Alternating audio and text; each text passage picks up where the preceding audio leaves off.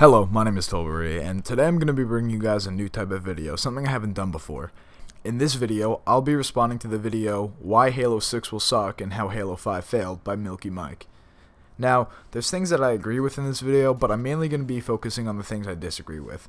I think I should get this out now that I don't want to attack Milky Mike's channel. I'm going to try and keep this respectful because I ultimately do have respect for anybody who's willing to openly voice their opinion, as long as they do so respectfully. I'm going to try and pick out the important parts because I don't want to just copy his entire video, and then I'm just going to give my response to his points. Alright, my first problem with this video starts before the video even begins. It's the title, Why Halo 6 Will Suck and How Halo 5 Failed. The Halo 5 failing part, if he's going to prove that in the video, then I have no problem with that being the title. But Why Halo 6 Will Suck is just, you're digging the game a grave before you even know anything about it. I mean, it's going to be almost 3 years until the game comes out. I don't really think you should be already assuming that the game's going to be bad. You know, people did the same thing with Halo 5 because Halo 4 wasn't that great. They instantly said Halo 5 will be bad, and, you know, a lot of the predictions that they made ended up being incorrect or, you know, not entirely accurate. So I just don't think that you should be already assuming that Halo 6 will be bad. I think that's kind of bordering clickbait. Hey everybody, my name is Milky Mike, and today I feel the need to talk about something that's been on my mind within the last couple of months after the release of Halo 5, and that's the fact that 343 has ultimately gone out of touch with what the old Halo consumers want, and they're marketing towards a newer generation of gaming in which where scams, season passes, and much more are normalized in the gaming industry. I'm going to have to disagree here because he says that 343 has lost touch with what old Halo fans want. But really, what old Halo fans want is it to return to the classic, you know, arena multiplayer of the original trilogy. And I think in many ways Halo 5 does this with equal starts. They took away ordinances, they took away that loadout garbage, there's less aim assist. I think it really is the balanced multiplayer that the original trilogy was. 343 won't be able to accomplish the Halo game that everyone is so desperately asking for, since in order to do so they'd actually have to downgrade the gameplay and have the special abilities that had plagued Halo 5 removed, and in a result that would split the Halo subreddit and community in half. Again, I'm going to have to disagree because I think that a lot of people look at mobility like this and take it at face value when really Halo's always been about a sandbox between weapons, grenades, and movement. And I think that since the movement abilities in Halo 5 are equal and everyone has them, I really think it just supplements the sandbox. In many ways, I think that this new mobility trend suits Halo more than it does other games because Halo's always been about that movement, whether it be strafing or jumping. It's always been a big part of the game, and I think you can see in Halo 5 the mobility blends pretty seamlessly with the gameplay. I think the maps are built around it, the gameplay works with it. I don't really see how it's a problem in the game. Because one side is mainly consistent of Halo players that had adopted the franchise after Halo 5 had launched, and are mostly mindless kids, while the other side are people who actually want Halo to be innovative by not going by the rules of every shooter that has been released throughout the past 3 years. So I don't really support the generalization that he gives the Halo community right here. I think that saying that you're either probably a mindless kid or you don't want Halo to add the mobility, I think that's just kind of generalizing the Halo community. And I know that the Halo community is very divided, okay? I've seen it with my own eyes. But I don't think that splitting them into two groups, either you're stupid or you don't want the mobility, I think that's kind of unfair. So again, I'm going to say that I think the mobility really fits Halo's gameplay, and I support it in the game. I really don't think that it's like the gimmicky, we only have mobility so we can say we have mobility gameplay that a lot of other games have had, you know. I think that it's necessary for the game, and it fits the gameplay, but still maintains the Halo feel. By not adding wacky, brand new jetpacks and additions that do nothing but make the gameplay more appealing to a younger demographic and a more stupid and naive audience. Once again, I see mobility being taken at face value. Someone immediately sees mobility and says, it's just becoming like every other game, when really, Halo has always been about mobility. I don't know how many times I'm going to have to say this throughout this video, probably a lot though.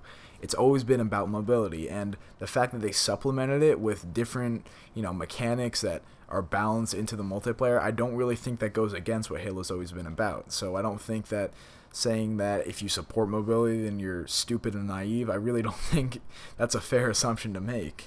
I want the best for the franchise, and if that means pissing off a couple of little kids, then so be it.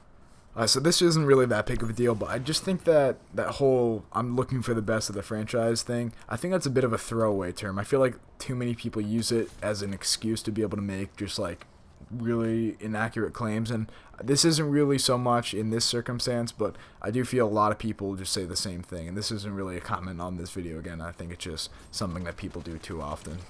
Well, by including a wealth of content like Infection, Social Playlist, BTB at launch, then we'd probably end up with a great game and most of the Halo community would fall back from the likes of Call of Duty and get to enjoy the classic Halo feel and get to have fun with friends once again. I actually agree a lot with this point. I feel like the biggest problem with Halo 5 at launch was how little content it had. Besides the bad campaign, I feel like they could have almost made the multiplayer perfect by, having Social Playlists at launch, Infection. I really don't like having to wait 7 months for Infection.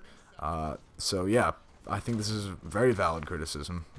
You see, because COD has capitalized and sold so many games with this sort of style of playing multiplayer, so many other studios have followed suit and made their own little version of Call of Duty where run and gun and low TTK and only a handful of weapons are actually useful in the match.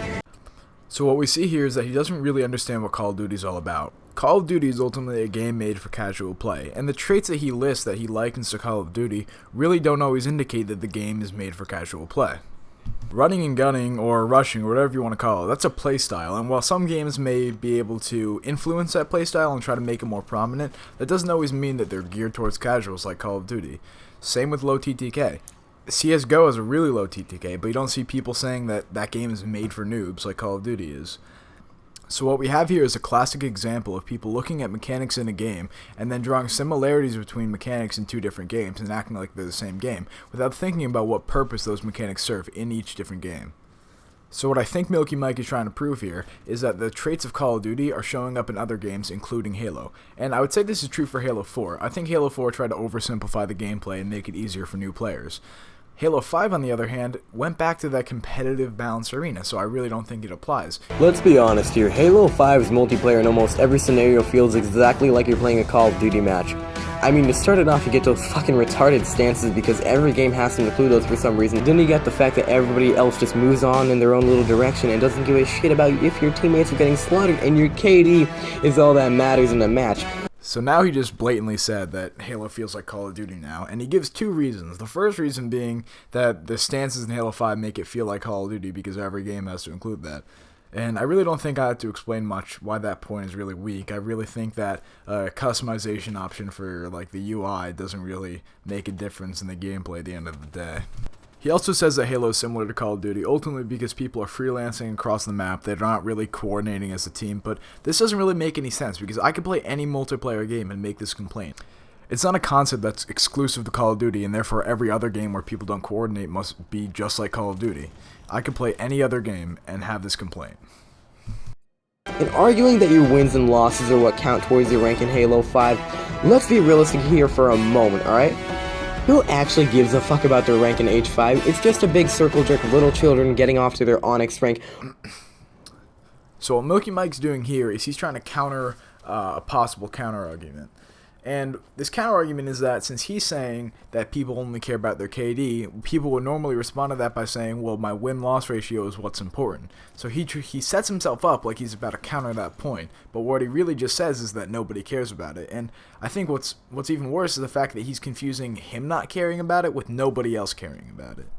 There is virtually no skill we can see where you're at, and it's confusing and utterly useless because of all the flaws and the fact that the system is just being clunky and ridiculous. So I had to play that section over like 5 times because I legitimately don't know what he's saying here, but what I think he's saying is I think he's calling the ranking system ridiculous, and I do think that the ranking system in Halo 5 has a couple of problems in it, but I do think that overall it's a better system than either the Halo 4 system, the Halo Reach system, or even the original trilogy 1 through 50 system for ranking. I think that it's a bit more in-depth, and I think that it's a bit easier to understand a person's true skill. Putting in an RNG system that dictates what you play in a game mode that is specifically designed to look like a toned-down battlefield and can fit microtransactions into.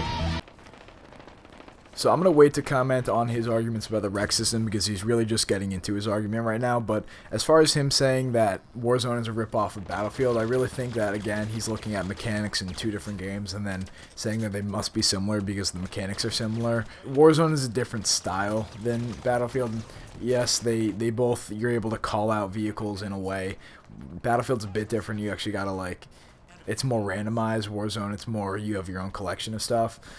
But really, I think Warzone, if you're going to compare it to any games, I would say MOBAs are probably the most reasonable option, given that you have it's a mix of PvE versus PvP. Therefore, you might feel a desire to have a good time, so instead of spending hours grinding away in arena matches, you'll just say fucking spit out the $3 and open up some packs and only might get what you want to play with in that match. So I partially agree here. I would like to see the rec system redesigned if it's going to come back in Halo 6, which it probably will.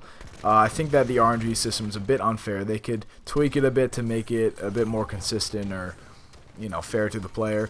But I don't think it's that impossible to build up your rec collection by only playing multiplayer. Yeah, you know, there might be one thing that you want, but you don't get it for a while. But in that time where you're opening other packs, you're going to get stuff that it's going to be fun to use too. It's not like there's only one thing that you could ever want, and all the other stuff is absolute garbage. Because that's what Halo has ultimately evolved into, and trying to go back to the real roots of Halo would corrupt sales, the community, and overall gameplay, since they've already implemented a jetpack system where you're able to bob and weave all over the place with ease, and restricting players from using that sort of improvement or system in general in the game would make it feel downgraded and like they've taken a step backwards and rather than moving forward.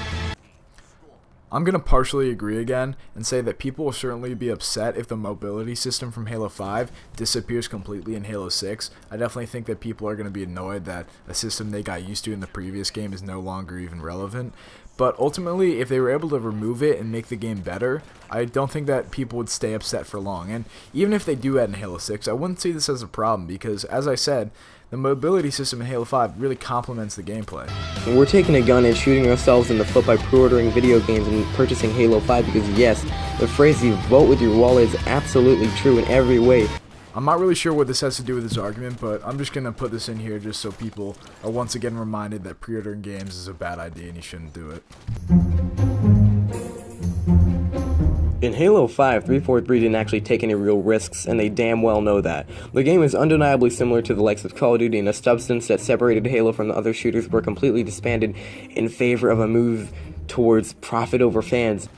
So while 343 certainly didn't reinvent the wheel with Halo 5, they definitely did take a risk in adding the mobility system. I think that they were certainly able to take a trend in the gaming community and sort of make it their own. That said, I certainly would love to see something new to the first-person shooter genre in Halo 6, something I haven't seen before. And I think I've already proved that Halo 5 isn't really a clone of Call of Duty. Halo has fallen into a place where turning back is not an option. There's no more room for innovation. The past Halo games revolutionized the gaming industry and changed it for the better without adding stupid features like what we see in Halo 5. So basically, he's saying that the changes made to Halo 5 cannot be reversed because too many people would be upset if they got removed in Halo 6. This doesn't really make much sense because we've seen the Halo franchise go back on features that seem to be set in stone. The loadout system was in both Halo Reach and Halo 4, and that got removed in Halo 5. So is the whole armor ability thing that had a lot of people annoyed. And this whole argument is only relevant under the assumption that these changes need to be removed for Halo 6. I think that Halo 5's new features can stay in the Halo franchise. I think the mobility works well with the gameplay, and the rec system, although it has its problems, can be tweaked and remain in the game. If you think Halo 5 sucked, then you're gonna hate Halo 6 hands down. This is a really terrible assumption to make. It's not something you can just say 3 years before the game comes out.